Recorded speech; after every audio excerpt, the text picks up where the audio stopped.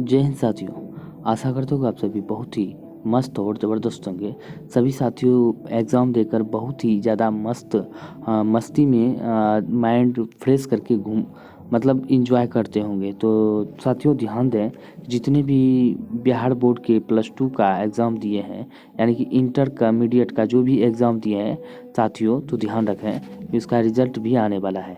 तो हम बात करेंगे उसकी पूरी प्रक्रिया विस्तार से कि कब रिजल्ट आने वाला है और कितने विद्यार्थियों का लगभग जो है पासिंग मार्क्स क्या रहने वाले हैं और पिछले साल कितने विद्यार्थी पास हुए थे, अब की बार इसका क्या संभावना रहेंगे। तो ये सारी प्रक्रिया हम पूरी विस्तार से जानेंगे।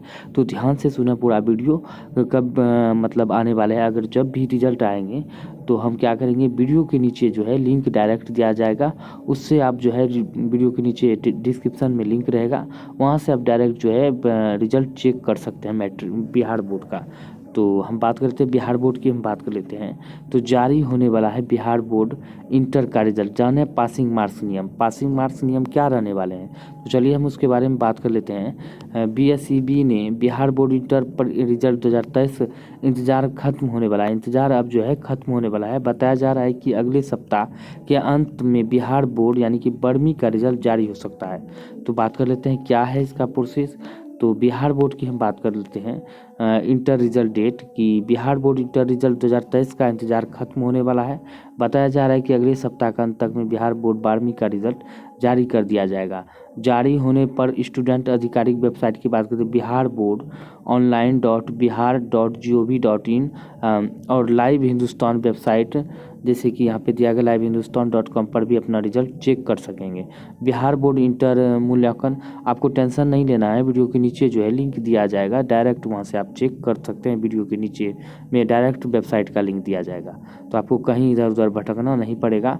और ऐसा वेबसाइट रहेगा जो डायरेक्ट आपको रिजल्ट में सिर्फ आपको रोल नंबर और की बात करते हैं, रोल नंबर डालने का, रोल कोड डालने के बाद जो आपको रिजल्ट दिखा जाएगा पूरा मार्क्स के साथ। अब बात करते हैं बिहार बोर्ड इंटर मूल्यांकन का कार्य लगभग पूरा हो चुका है। जो भी कॉपी का मूल्यांकन हो रहा था, चल रहा था, तो उसका जो है लगभग जो है अंतिम चरण में है।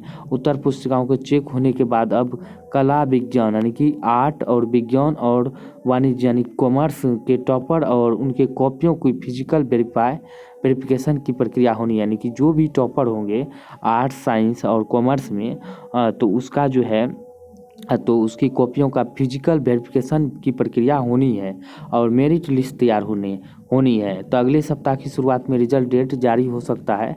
तो ध्यान रखें, पेशेंस बना के रखें। और जितने भी मस्ती मतलब कि एग्ज़ाम देने के बाद कहीं साथियों कोई घूमने गए होंगे, पूरा दिमाग को पूरा आराम दिया हो मतलब दिए होंगे, घूम फिर के इधर बहुत सारे शादी विवाह यानी कि भोज वोज वगैरह जो भी होते हैं सारे के सारे अटेंड किए होंगे। तो अब क्या होगा, तो सबको तैयार हो जाने हैं आगे की तैयारी करने के लिए। अगले तैयारी में आपको भी लग जाने हैं, जो भी रेस्ट लिए हैं, जितना भी मज़े किए हुए हैं। तो ध्यान से रखें, इंटर मूल्यांकन का कार्य लगभग 24 फरवरी से शुरू है। 24 फरवरी से शुरू हो चुका है, लेकिन रिजल्ट मार्च महीने में ही घोषित किया जाएगा। ठीक है, मार्च महीने में घोषित करने का यानी कि ये कह सकते हैं कि आपको जो है 25 से लेकर यानी कि 25 से 30 मार्च के बीच में आपका रिजल्ट जो है कंफर्म जारी हो सकता है, ये ध्यान रखें। अब वही बात करते हैं बिहार बोर्ड इंटर परीक्षा 1 फरवरी से 11 फरवरी के बीच आयोजित की गई थी। परीक्षा के लिए राज्य भर में 1464 परीक्षा केंद्र बनाए गए थे, जिसमें कि 13,18,227 परीक्षार्थी पंजीकृत थे, जिसमें कि 68,17,000 यानी कि इकाई दहाई सैकड़ा हज़ार 10,000 लाख 6,81,795 छात्र और 6,36,432 छात्राएं थी। ये आपको ध्यान रखना है। अब वही बात करते हैं, बिहार बोर्ड इंटर छात्राओं को पासिंग मार्क्स के बारे में भी पता होना चाहिए। क्या होना चाहिए, पासिंग मार्क्स क्या होने वाले हैं। तो पास होने के लिए एक विद्यार्थी को हर पेपर में कम से कम क्या होना चाहिए, 33 मार्क्स होना चाहिए। पहले तो 30 पहले के समय में हुआ करता था, लेकिन अब जो हर पेपर में आपको 33 से ऊपर होना चाहिए। कम हुआ तो आपको जो है पासिंग मार्क्स से बाहर कर दिया जाएगा, यानी कि पास नहीं समझा जाएगा, ये भी समझ सकते हैं।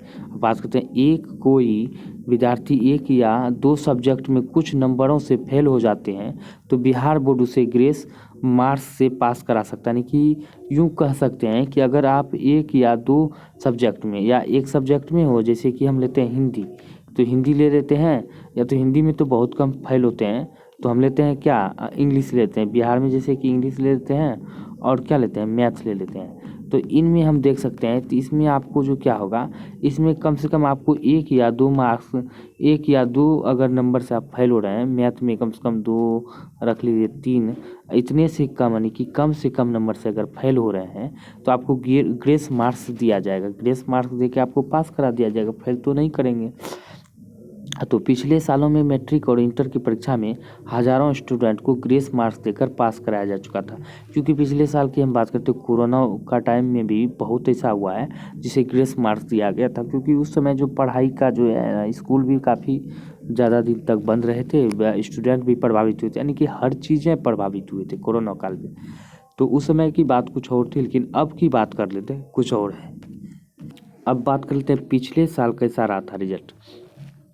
पिछले साल की बात करते हैं रिजल्ट, बिहार बोर्ड रिजल्ट के 8 में कम से कम 78% जो आर्ट्स में यानी कि कला में 78% और फीसदी, और कॉमर्स में 93.99% छात्र, और साइंस में 79.81% छात्र पास हुए थे। देख सकते हैं कितना कितना विद्यार्थी पास हुए हैं, सभी स्ट्रीम में। अब बात कर लेते हैं, विज्ञान संकाय के छात्र सौरभ कुमार ने 472 अंक यानी कि 94.40% के साथ, वाणिज्य संकाय में अंकित कुमार गुप्ता ने 473 अंक 94.60% के साथ, और कला संकाय में संगम राज यानी कि संगम राज ने 482 अंक यानी कि 96.4% यानी कि प्रतिशत के साथ कला संकाय में टॉप किया था।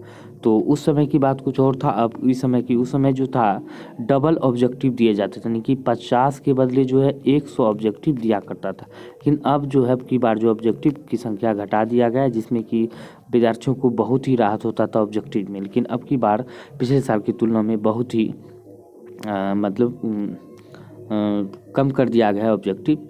तो आपको ध्यान रखना है, जो ज़्यादा विद्यार्थी, जो भी दोस्त साथी ज़्यादा से ज़्यादा मेहनत किए होंगे तो अच्छा उसको परिणाम मिलेगा। तो इंतज़ार का सब्र यानी कि सब्र का जो है बांध जो अब टूटने वाला है, तो जल्द ही यानी कि सब्र का फल मिलने वाला है।